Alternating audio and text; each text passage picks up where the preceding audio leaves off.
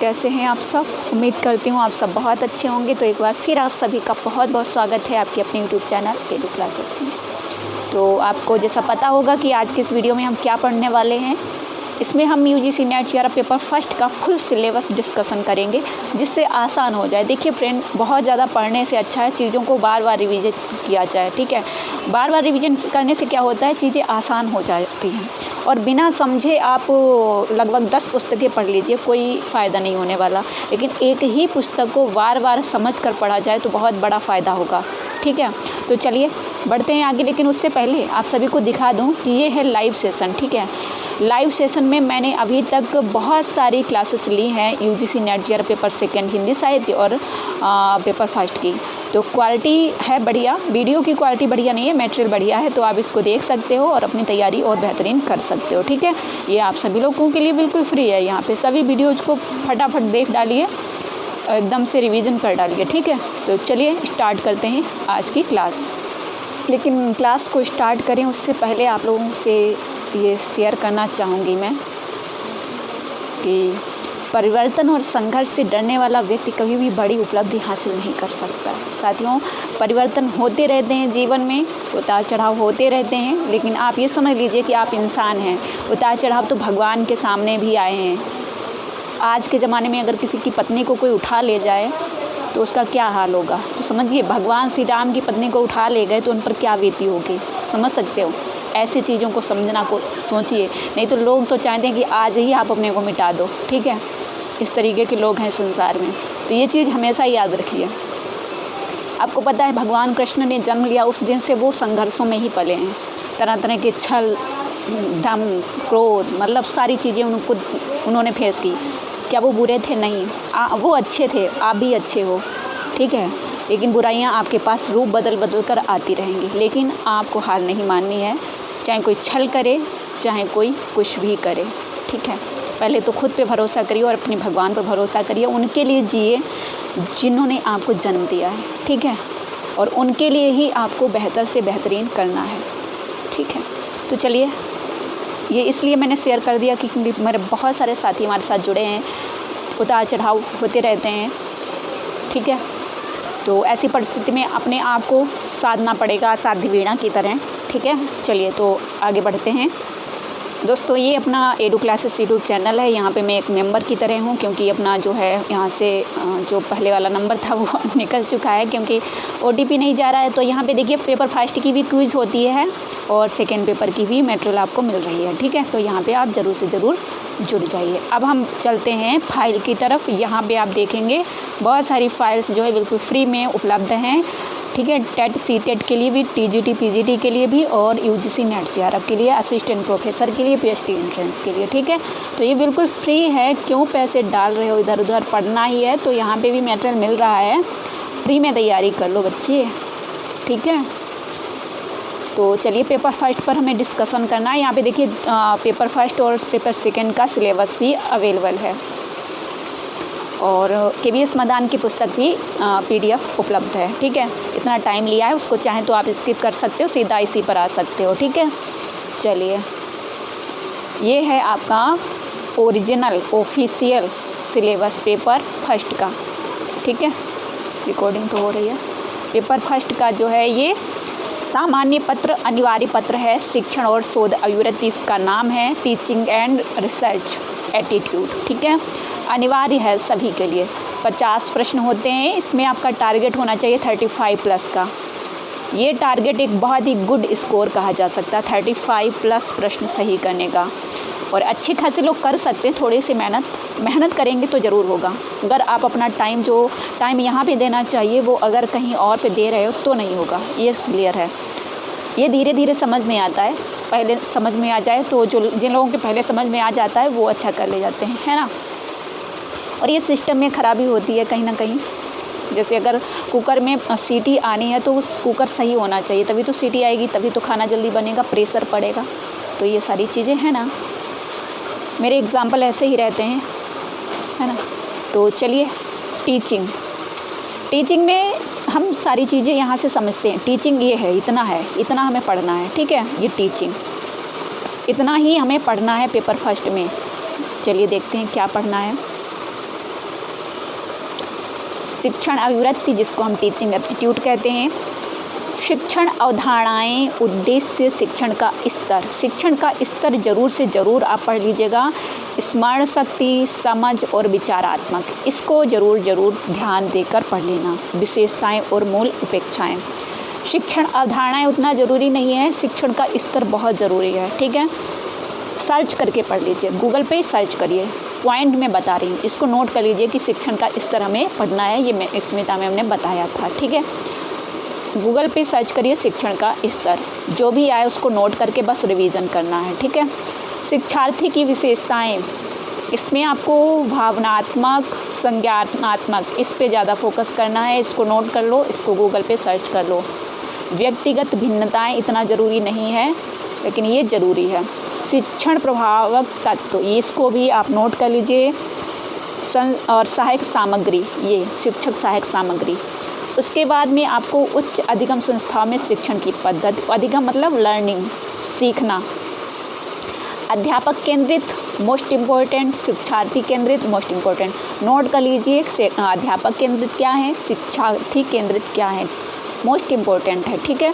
उसके बाद में आपको पढ़ना है ऑफलाइन बनाओ। ऑफलाइन पे ज़्यादा विशेष ध्यान नहीं देना है, ऑनलाइन पे ज़्यादा विशेष ध्यान देना है। स्वयं है, स्वयं प्रभा है, मुक्स है, इन पे विशेष ध्यान देना है कि स्वयं क्या है, व्हाट इज़ स्वयं प्रभा, व्हाट इज़ मुक्स, ये क्या है। इनको मैं ज़रूर लेकर आऊँगी, ये सारा कुछ लेकर आऊँगी, लेकिन आप भी अपना थोड़ा सा दिमाग ओपन करिए और इनको सर्च करके पढ़ना स्टार्ट करिए, नोट करिए। ये शॉर्ट नोट्स में बहुत काम आएंगे। और ये जो मैं चीज़ें दे रही हूँ, ये मेरा आज का एक्सपीरियंस नहीं है साथियों, 2018 से लगातार जो मैं काम कर रही हूँ यूजीसी नेट जेआरएफ के लिए, उसका एक्सपीरियंस है। टू द पॉइंट चीज़ें बता रही हूँ। ये चीज़ें अगर आपने नोट कर ली, इन पर रिवीजन किया, तो मैं कह सकती हूँ कि आप 35+ स्कोर कर सकते। बस भटकाव नहीं होना चाहिए। यदि आप भटके तो समझ लीजिए क्या होगा फिर, ठीक है। फेलियर पर फेलियर। शिक्षक सहायक प्रणाली, परंपरागत, आधुनिक और आईसीटी। इस पे आईसीटी पे विशेष ध्यान देना है, परंपरा पर भी देना है ध्यान, आधुनिक में आ जाएगा आईसीटी। इस पे आईसीटी पे विशेष ध्यान देना। एक बार अभी फिर से मैं बता दूंगी। मूल्यांकन प्रणाली में आपको विशेष ध्यान देना है निर्माणात्मक मूल्यांकन पर, ठीक है, नैदानिक मूल्यांकन पर। मूल्यांकन प्रणाली तो छोड़ना ही नहीं है, यहाँ से क्वेश्चन आता है। और निर्माणात्मक को ही रचनात्मक भी कहते हैं, इसको ध्यान रखिएगा। फॉर्मेटिव भी कहते हैं, ठीक है, ध्यान रखिएगा, यहाँ से क्वेश्चन बनते ही। अब एक बार फिर से रिवीजन कर लीजिए क्या क्या पढ़ना है आपको टीचिंग में। नोट कर लीजिए शिक्षण के स्तर, और आपका भावनात्मक और संज्ञानात्मक, व्यक्तिगत भिन्नताएँ, संस्थागत सुविधाएं, सहायक सामग्री। उसके बाद में अध्यापक केंद्रित, शिक्षार्थी केंद्रित, ऑनलाइन पद्धतियों में स्वयं प्रभा, मुक्स, यहाँ से हर बार क्वेश्चन बनता है। शिक्षण सहायक प्रणाली में परंपरागत और आईसीटी, और इसमें मूल्यांकन का पूरा चैप्टर ही ये पढ़ लीजिए। मूल्यांकन प्रणालियाँ डालिए गूगल पे और बस पढ़ डालिए, तो ये आपका पूरा शिक्षण अभिवृत्ति हो गया। आसान हो गया, इतना मतलब बुक में समझ में नहीं आता है क्या पढ़ें हम। थ्योरी होती है हमारे सामने में, समझ में ही नहीं आता हम क्या पढ़ें। तो ये शॉर्ट है भाई, मैंने पढ़ा है जो इतने दिनों से, वो मैं आपको बता रही हूँ कि यहीं से प्रश्न बनते हैं, ठीक है। क्यों बहुत ज़्यादा कूड़ादान भरे हैं ना दिमाग में, हमारा दिमाग जो है कूड़ादान थोड़ा ही है। तो सिलेक्टेड चीज़ें पढ़िए। आगे बढ़ते हैं। अब आ गया आपका शोध अभिवृत्ति मतलब रिसर्च, ठीक है। रिसर्च ये दूसरी यूनिट है। इसमें आपको क्या पढ़ना है, देखिए इसमें शोध अर्थ नहीं आता, इतना विशेषताएं नहीं आता, प्रत्यक्षवाद और उत्तर प्रत्यक्षवाद नोट कर लीजिए, सर्च कर लीजिए। दूसरी इकाई में, पहली इकाई में उतना पढ़ना है, दूसरी इकाई में ये पढ़ना। और एवरी इकाई से 5 प्रश्न बनते हैं, ठीक है, तभी 50 बनते हैं प्रश्न, ठीक है। उसके बाद प्रयोगात्मक, विवरणात्मक, ऐतिहासिक, गुणात्मक, मात्रात्मक, विशेष ध्यान देना है इन पर। और प्रयोगात्मक और गुणात्मक और मात्रात्मक, ऐतिहासिक, इन चारों पे तो विशेष ध्यान देना है। शोध के चरण नोट कर लीजिए, जो 6 से 7 चरण होते हैं क्रम से, उनको क्रम से लिख लीजिए कहीं पे। नोट शोध के चरण लिखना गूगल पे और आ जाएगा, उसको नोट कर लेना है, ठीक है। शोध में आईसीटी का अनुप्रयोग, मतलब शोध में आईसीटी का प्रयोग क्या है, इसको भी आपको नोट कर लेना है। तो इतना आपको रिसर्च में पढ़ना है, ठीक है। इसी पर मतलब जितनी थ्योरी आप निकाल सकते हैं गूगल से, उतना आप नोट करके रिवीजन करिए, ठीक है। इकाई 2 समझ में आए तो यस बोलिएगा कि आपको ये वीडियो कैसा लगा, ठीक है। ये एक दिन का नहीं, ये 5 साल का एक्सपीरियंस है, ठीक है, 5 साल का। क्योंकि मेरी जर्नी जो है 2018 से स्टार्ट हुई थी यूजीसी नेट, जब मुझे शून्य भी नहीं पता था नेट का। वही हाल में अब आपको हंसी वाला बता दूं कि जब मैंने नेट क्वालिफाई किया तो मेरे पापा के एक दोस्त हैं, उन्होंने बोला कि नेट तो मेरा पोता भी चला लेता है। समझ सकते हो कि मतलब नेट उन्होंने समझा कि वो नेट मतलब उनको पता भी नहीं था। मुझे भी ऐसा ही लगता था, लेकिन ऐसा नहीं है, मुझे पता था लेकिन बहुत ज़्यादा नहीं पता था। बोध के लिए क्या करना है, सिर्फ 10 साल के प्रीवियस ईयर के क्वेश्चन पेपर के बोध लगाने हैं, ठीक है, पैराग्राफ 10 साल के, सिर्फ इतना करना है। प्रैक्टिस, सिर्फ प्रैक्टिस से ही ये संभव है। अगला कम्युनिकेशन, इसमें क्या करना है, इसमें भी वही, इसमें आपको संप्रेषण का अर्थ, प्रकार, अभिलक्षण, प्रकार पे विशेष ध्यान देना है। प्रभावी संप्रेषण, वाचिक एवं गैर वाचिक, सांस्कृतिक, यहाँ से बहुत ज़्यादा क्वेश्चन बनते हैं। सामूहिक संप्रेषण और कक्षा संप्रेषण, इन तीनों को नोट करके इन पर रिवीजन करना है ज़्यादा से ज़्यादा। देखिए कितना छोटा छोटा है, लेकिन ये ना जब एग्ज़ाम के अंदर जाते हैं तो पता चलता है, यानी कहाँ से भयानक क्वेश्चन आ गए हैं, भयंकर परी की तरह। सुना होगा ना आपने। संप्रेषण, कक्षा संप्रेषण, वाचिक, अंतः सांस्कृतिक, सामूहिक, और मैंने इंट्रापर्सनल और इंटरपर्सनल के बारे में बताया था। प्रभावी संप्रेषण की बाधाएं क्या है, बैरियर क्या है, इसको भी देखना, जन मीडिया एवं समाज भी देख लेना, ठीक है। ये जो मैं बता रही हूँ बस उतना उतना आपको करना है। इसको तो आप क्या करिए, सिर्फ ये भी PYMCQ जितने हैं अभी तक PYMCQ उठा लीजिए, उसमें जो भी प्रश्न पूछे गए उनका प्रैक्टिस करिए, और चाहे तो छोड़ भी सकते हो, ठीक है। लेकिन छोड़ने को मैं नहीं बोलूँगी, थोड़ा बहुत तो आपको जैसे इन चीज़ों पे ध्यान देना है। अनुपात है, समानुपात है, प्रस्तुतता है, लाभ और हानि है, औसत है, एवरेज निकलना तो आता ही होगा, ठीक है। ये चीज़ें थोड़ा प्रैक्टिस कर लीजिए। उसके बाद में आपका युक्ति तर्क में भी इससे भी क्वेश्चन बनते हैं आपके। इसमें आपका भारतीय तर्कशास्त्र ज्ञान और अनुमान, उपमान, अर्थापत्ति, अनुपलब्धि, इससे ज़्यादा ये क्वेश्चन ज़्यादा पूछा जाता है। अनुमान, उपमान, शब्द, अर्थापत्ति, अनुपलब्धि, निगमनात्मक, आगमनात्मक, ठीक है। और आपका वैन आरेख, ये वाला क्वेश्चन बनता है, ठीक है। अनुमान की संरचना, प्रकार, व्याप्ति, हेतुआभास, ये ऊपर का इतना विशेष ध्यान मत दीजिएगा, यहाँ से ये इतना है आपके काम का। कितना, निगमनात्मक, आगमनात्मक, उसके बाद वैन आरेख, उसके बाद अनुमान, ये आपका प्रमाण, प्रत्यक्ष, अनुमान, उपमान, शब्द, अर्थापत्ति, अनुपलब्धि। अर्थापत्ति से ज़्यादा बार क्वेश्चन बना है, ठीक है। उसके बाद ICT, ये भी आपका प्रीवियस ईयर पर आप प्रैक्टिस करिए, ठीक है। अब आपका आ गया इकाई 8। इकाई 8 जो है ICT में भी देखिए कितना छोटा सा दिया है ना, कितना छोटा सा दिया है ये ICT। इसमें भी आपको क्या करना है, ज़्यादा से ज़्यादा PYMCQ पे ध्यान देना है। उसके बाद इंटरनेट, इंट्रानेट, ईमेल, श्रव्य दृश्य कॉन्फ्रेंसिंग, ठीक है। उच्च शिक्षा में डिजिटल पहल, ICT और सुशासन, ठीक है। संक्षिप्तता वाले जो क्वेश्चन हैं ये तो मैं जो क्वेश्चन कराऊंगी उनको आप देखते रहना, ठीक है। और जो क्लासेस की हैं वहाँ से ही आते हैं, जैसे रोम हो गया, आपका जो भी है यहाँ से कंप्यूटर के अन्य उपकरण वहाँ से, ठीक है। ये है इकाई 8। उसके बाद इकाई 9 इन्वायरमेंट का है। इन्वायरमेंट में आपको विशेष ध्यान देना है। यहाँ पे ये सारी चीज़ें मैं क्यों बता रही हूँ, ये इसलिए क्योंकि यहाँ से ही क्वेश्चन अधिकतर बनते हैं। संपोषणीय विकास लक्ष्य, मिलेनियम विकास लक्ष्य, मतलब सतत विकास, सहस्त्राब्दी विकास लक्ष्य, ये मोस्ट इम्पोर्टेंट है, इसको नोट कर लीजिए, सर्च कर लीजिए, पढ़ डालिए।